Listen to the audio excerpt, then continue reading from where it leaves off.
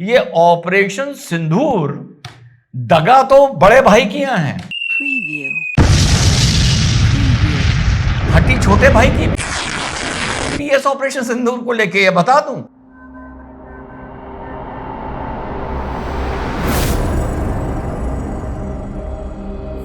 Hello नमस्कार सत श्री अकाल अस्सलाम वालेकुम। कैसे हैं जनाब? भैया पश्चिमी मोर्चे पर नरेंद्र मोदी जी, डोभाल साहब, अमित शाह जी, राजनाथ जी, जयशंकर जी बड़े भाई को बजा रहे हैं। पूर्वी मोर्चे को भूल चुके हैं। अरे भैया पूर्वी मोर्चे पर हमारे असम के मुख्यमंत्री हेमंता जी ने यूनुस को बजा दिया। क्या बोल दिया उस मुख्यमंत्री ने जो आज तक किसी ने सोचा नहीं, या सोचा भी तो बोलने की हिम्मत नहीं करी। वो असम का मुख्यमंत्री वो बैंड बजा के चला गया। তেওঁলোকৰ দুটা চিকেন নেক আছে, আমাৰ ভাৰতৰ এটা চিকেন নেক আছে আৰু বাংলাদেশৰ দুটা চিকেন নেক আছে। भाई साहब एक प्रेस कॉन्फ्रेंस हो रही थी। अच्छा यूनिस का तो आप लोगों को पता ही होगा, बहुत बुरी तरह इसका बैंड बजा हुआ है। अभी 40 सेकंड बाद उसको कवर करते हैं। तो प्रेस कॉन्फ्रेंस में इनसे सिलीगुड़ी कॉरिडोर के बारे में, चिकन नेक ऑफ इंडिया जिसको कहा जाता है, लोग भूल जाते हैं कि सांड की गर्दन भी बकरे के सीने से ज्यादा चौड़ी होती है। ठीक, तो जिसको चिकन नेक कहकर जियोपॉलिटिकल तरीके से भारत को नर्वस किया जाता है, तो वहीं पे हमारे मुख्यमंत्री ने बांग्लादेश के यूनुस को, केयरटेकर को संबोधित करते हुए कहा कि बिल्कुल सही बता रहा हूं बिना एग्जैजरेशन के, कि तुम एक चिकन नेक की बात करते हो, तुम्हारी दो चिकन नेक हैं। एक रंगपुर डिवीजन की चिकन नेक है, एक चित्तगोंग डिवीजन की चिकन नेक है। अगर तुम अपनी औकात से बाहर आए तो मेघालय से अंदर घुस के बंगाल तुम्हारी रंगपुर डिवीजन पूरा काट देंगे, 20% बांग्लादेश निकल जाएगा।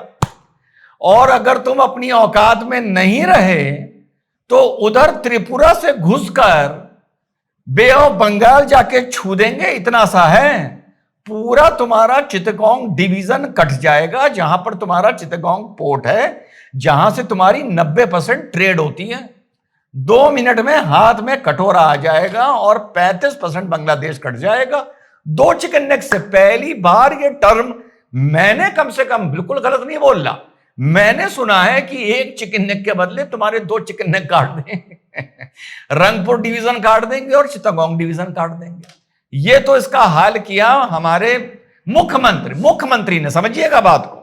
और दूसरी बात, ये ऑपरेशन सिंदूर दगा तो बड़े भाई की यहाँ है,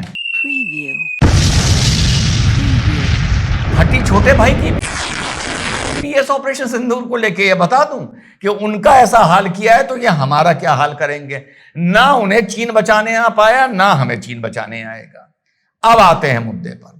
बुरी तरह ये चिकन नेक करता है ना, विदाउट बीइंग रेसिस्ट और without making any personal comment. कभी यूनुस की शक्ल गौर से देखी है? गौर से देखना।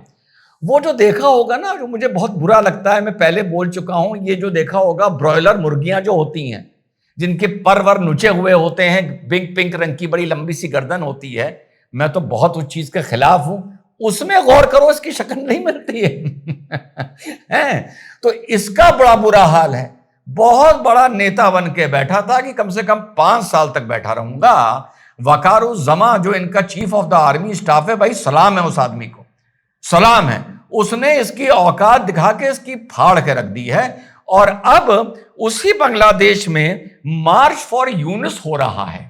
पहले हुआ मार्च फॉर यूनिटी, उससे पहले हुआ मार्च फॉर लिबर्टी 2024 में, अब हो रहा है मार्च फॉर यूनुस। और कहा जा रहा है रिफॉर्म फर्स्ट और इलेक्शन लेटर। और यूनुस जी भी कह रहे हैं कि जब तक सब तुम मेरी बात नहीं मानोगे, मैं अपनी कुर्सी छोड़ने को तैयार हूं। ये मुर्गी रूठ गई है। और वकारुज़्ज़मा, यार ऐसा मैंने आर्मी चीफ हाल में नहीं देखा। या तो ये देख चुका है बांग्लादेश में आर्मी चीफ्स का क्या हाल हुआ है जिन्होंने सत्ता पकड़ने की कोशिश की है, और इवन पाकिस्तान में आर्मी चीफ्स का क्या हाल हुआ है जिन्होंने सत्ता पकड़ने की कोशिश की है। बंदा साफ बोल रहा है कि 18 महीने के अंदर चुनाव कराने की बात हुई थी। फौज का काम पॉलिटिक्स में इंटरफेयर करना नहीं है। फौज का काम बांग्लादेश की सड़कों पे घूमना नहीं है।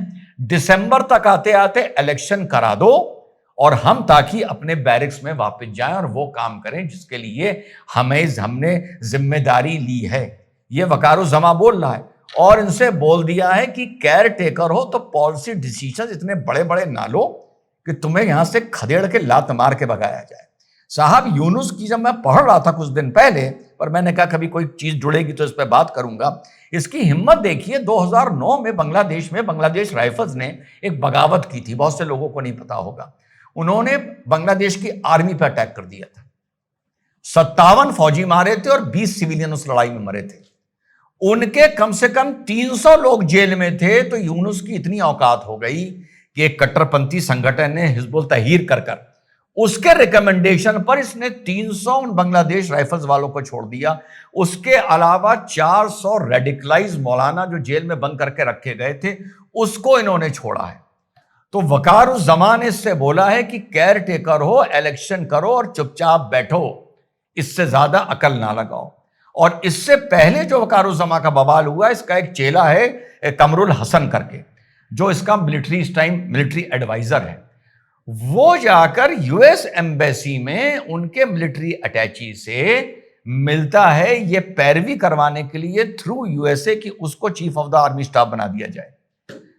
वकारुज़्ज़मा को जब ये बात पता चलती है, वो तीनों एयरफोर्स, आर्मी, नेवी को अपने कॉन्फिडेंस में लेते हैं और यूनुस से कहते हैं कि इसको उठा के जेल में डाल देंगे। और उसके चलते भी यूनुस का इनके साथ क्लैश होता है। उसके बाद आप लोगों को याद होगा जो सेंट मार्टिन आइलैंड था, जब पूरा मीडिया, ये आप लोग याद करिए, ये कह रहा था कि यहां पर यूएसए को नेवल बेसिस बनानी है, तो मैंने आप लोगों को बताया था, जो पुराने साथी जुड़े हुए हैं, आई होप दे रिमेंबर, कि जितना मैंने इनकी अमेरिका की नेवल बेसिस के बारे में पढ़ा है, नेवल बेसिस में इनको सबमरीन्स की डॉकिंग चाहिए होती है, इनको एयरक्राफ्ट कैरियर की अपने डॉकिंग चाहिए होती है। इनके नेवल बेसिस इतने बड़े बनते हैं कि Saint Martin is a very small island, एक यूएसए के या रशिया के या चाइना के नेवल बेस के हिसाब से अगर हम इस चीज को देखें। और दूसरा, it is a coral island. तो कोरल आइलैंड जो होता है वो बुनियादी तौर पर वीक होता है। तो याद करिए, जब हर आदमी कह रहा था सेंट मार्टिन, आपके भाई ने बताया था कि कहानी ये कुछ और है। सेंट मार्टिन की फिलहाल नहीं लग रही है। एयरफोर्स स्टेशन तो वहां पर बन सकता है, बेस, नेवल बेस वहां पर अमेरिका का है, किसी कंट्री का बड़ा, जिस लेवल के ये लोग बनाते हैं, नहीं बन सकता। अब चीज सामने आई है कि यूएसए ने यूनुस को यह समझाया कि आप बांग्लादेश के अंदर से, कॉक्स बाजार के अंदर से, म्यांमार रखाइन स्टेट जहां पर बवाल चल रहा है म्यांमार आर्मी से, और वहां पर बहुत ही इस टाइम बुरा हाल है, वहां के लिए एक ह्यूमैनिटेरियन कॉरिडोर बनाइए जहां से हम वहां पर ह्यूमैनिटेरियन एड पहुंचाएंगे। और यह बात यूनुस मान गया। यह बात भी वकारुज़्ज़मा को पता चल गई। वकारुज़्ज़मा ने शब्द इस्तेमाल किया अपनी आर्मी की मीटिंग में, दैट ब्लडी कॉरिडोर, ये उसके शब्द हैं। वहां पर कुछ नहीं बनेगा, एक कॉरिडोर के चलते यूएसए हमारी यहां से रखाइन स्टेट घुसना चाह रहा है। Now things are joining. So what I was thinking earlier, अभी भी आई माइट बी रॉन्ग, कि ये खेल सेंट मार्टिन आइलैंड का नहीं था, ये खेल रखाइन स्टेट का था।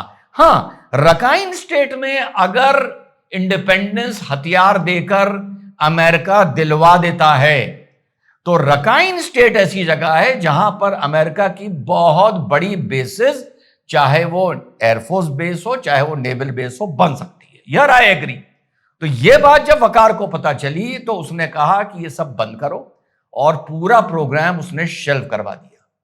नाउ द सिनेरियो इज कि स्टूडेंट्स कह रहे हैं कि फर्स्ट रिफॉर्म लेटर इलेक्शन, और वकारुज़्ज़मा कह रहा है कि दिसंबर तक, जनवरी तक इलेक्शन बेटा तुम करा दो।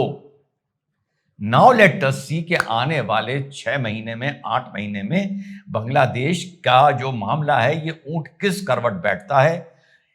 कॉरिडोर को लेके, रखाइन स्टेट के इंटरेस्ट को लेके यूएसए का कितना इंटरफेरेंस होता है, और क्या बांग्लादेश फिर से एक गृह युद्ध, एक सिविल वॉर की स्थिति में धीरे धीरे खिसकता जा रहा है, या वहां से यूनुस को मार के भगाया जाएगा, या वकारुज़्ज़मा जाएंगे, या वहां पर मिलिट्री कू होगा और वकारुज़्ज़मा फाइनली वहां के डिक्टेटर बनकर उभरेंगे, और इसको या तो जेल में डालेंगे या यूनुस को लात मार के निकालेंगे। पर the cherry on the cake is, ये तो सब होता रहेगा, कि भैया जो आइटम हमारे हेमंता भाई ने दिया कि मैं तुम्हारी 2-2 गर्दनें काट दूंगा, ये आज तक मैंने नहीं सुना था। आपने सुना था नहीं सुना था मुझे नहीं पता, बिल्कुल ऑनेस्टली बता रहा हूं। तो सलाम है भाई इस मुख्यमंत्री को। ये मुख्यमंत्री भी किनारे की तरफ पड़े हुए हैं हेमंता, तो इस तरह लाइमलाइट से दूर रहते हैं। लेकिन इस आदमी का लॉन्ग रन में पॉलिटिकल फ्यूचर और पॉलिटिकल रेस, बड़ी लंबी रेस का घोड़ा है हेमंता बिस्वा।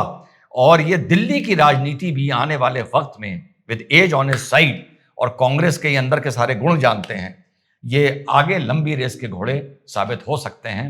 आप लोग शायद समझ रहे हैं मैं क्या कहना चाह रहा हूं। जय हिंद, वंदे मातरम, खुदा हाफिज।